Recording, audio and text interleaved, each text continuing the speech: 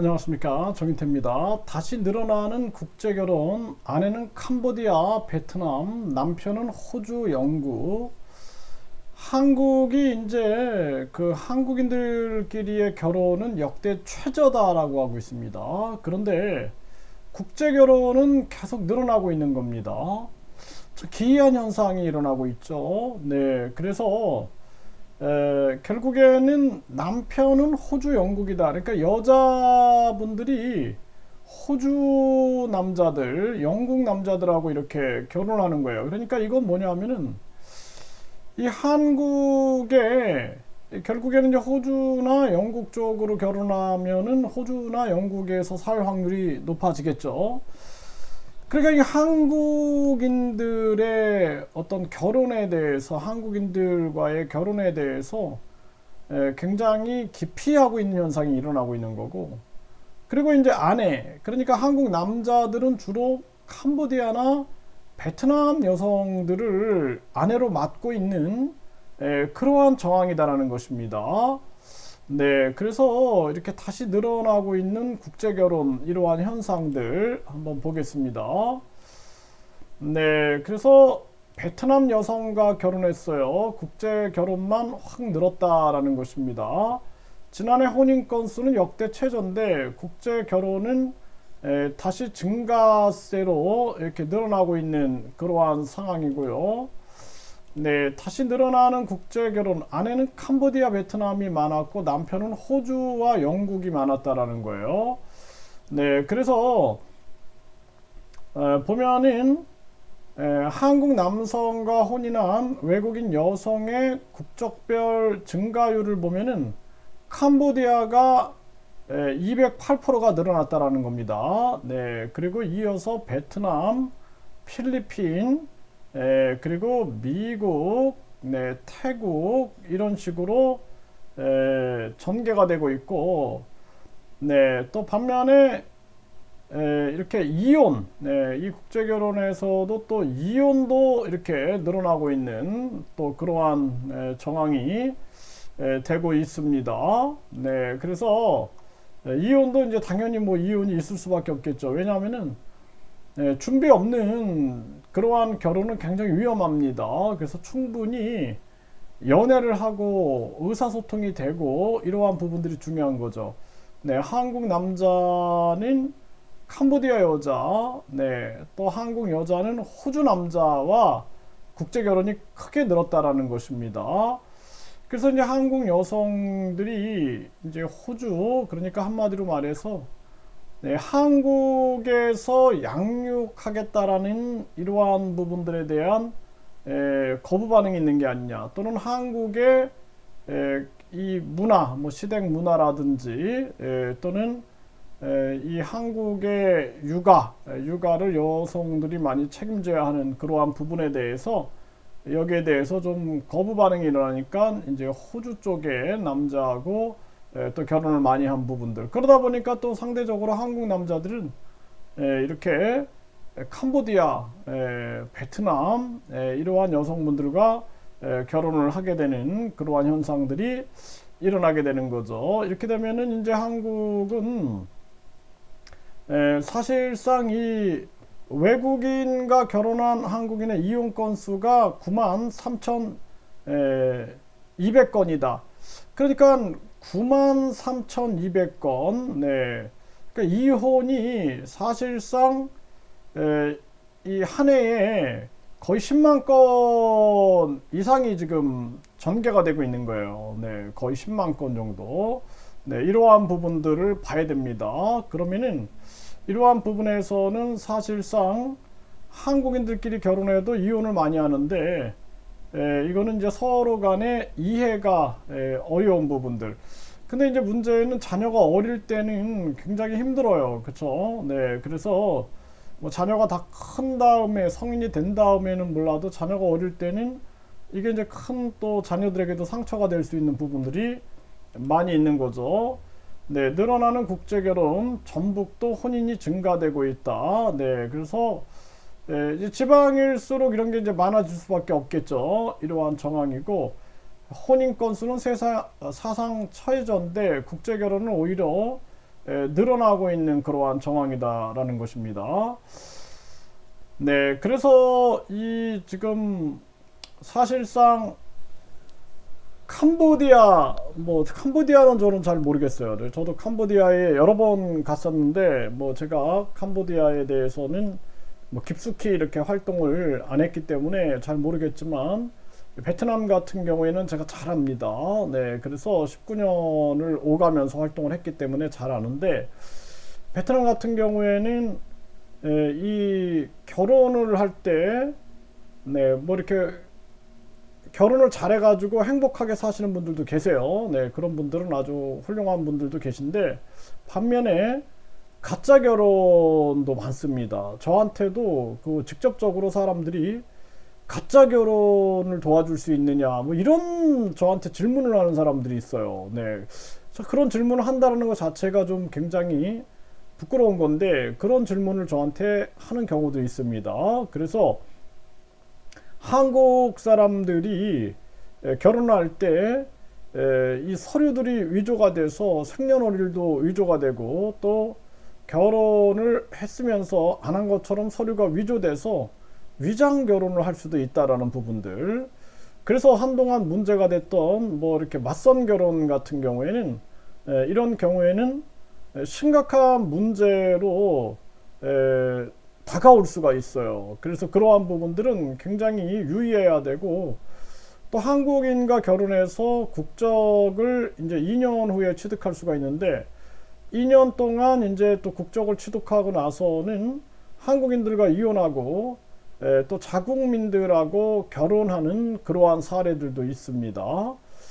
그래서 그러한 부분들까지도 고려를 하셔야 돼요. 그리고 분명히 말씀을 드리지만 이 뭐 호주 남편이 호주 영국이다 그러면은 사실상 뭐 이런 의사소통이 되겠죠. 영어로 의사소통이 되니까 결혼을 했을 테고 그러지만 이 베트남이나 캄보디아다 그러면은 이게 의사소통이 안 되는데 결혼을 하는 경우도 있단 말이죠. 네, 그래서 그런 경우에는 이 결혼이 실패로 갈 수 있는 확률이 굉장히 높아질 수 있어요. 이것 때문에 상처를 받는 사람들도 많고, 뭐 제가 이제 이렇게 학생들을 가르치다 보니까 어떤 분들은 국제 결혼을 2번을 했는데 2번 다 아내가 도망을 갔다 이런 얘기를 하는 거예요. 그런 얘기를 들어보면은 그분의 인생이 완전히 무너져가지고 그냥 정신을 못 차리는 분들도 계십니다. 이런 부분들은 참 안타까운 거고요. 그리고 지금 이러한 현상이 지금 대한민국의 이민청 얘기가 나오고 있는데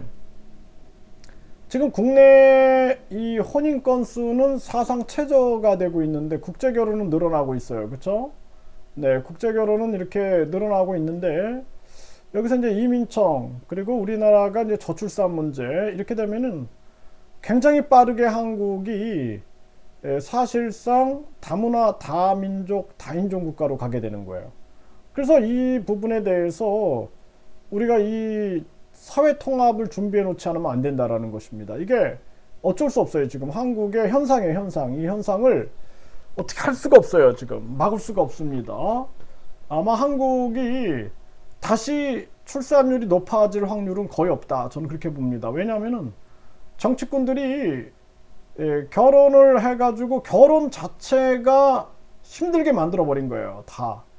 완전히 그냥 이 황금 만능주의에 빠져가지고 상업주의에 빠져가지고 결혼한다 그러면은 여기저기서 빨대 꽂고 돈을 빨아먹는 거예요. 뭐 혼수네, 결혼식이네, 뭐 결혼식 음식이네, 뭐네 해가지고 이렇게 만들어 버리고 또 뿐만 아니라 네, 이 육아를 하기가 너무 힘든 환경, 취업이 어려운 환경, 거기에다가 뿐만 아니라 완전히 이 아이들이 나중에 교육이 어려운 환경, 주거가 어려운 환경, 이거 다 이렇게 만들어 놨어요, 나라를. 그래서 결국에는 이 현상을 막을 수가 없어요, 이제는. 저출산 현상을 막을 수가 없기 때문에.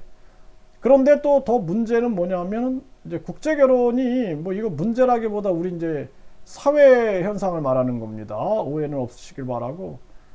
국제 결혼이 이제 늘어나게 되면서 결국에는 한국 사회가 급격하게 이제 또 다문화 다민족 다인종 국가로 가고 있는 거예요. 근데 문제는 준비가 안 돼 있다라는 거예요, 한국이. 그래서 앞으로 이 외국인 관련한 문제들 또 뿐만 아니라 뭐 한국의 이 여성분들이 호주 영국 사람하고 결혼해서 호주 영국으로 떠나게 된다라면은 이것도 인구 유출이 될 수 있는 문제거든요. 네, 인구 유출도 될 수 있고 뿐만 아니라 또 한국 사람들이 또 이 한국 살기 힘들다 그래갖고 베트남 캄보디아로 가버리게 되면 이것도 인구 유출이 돼 버리는 거예요.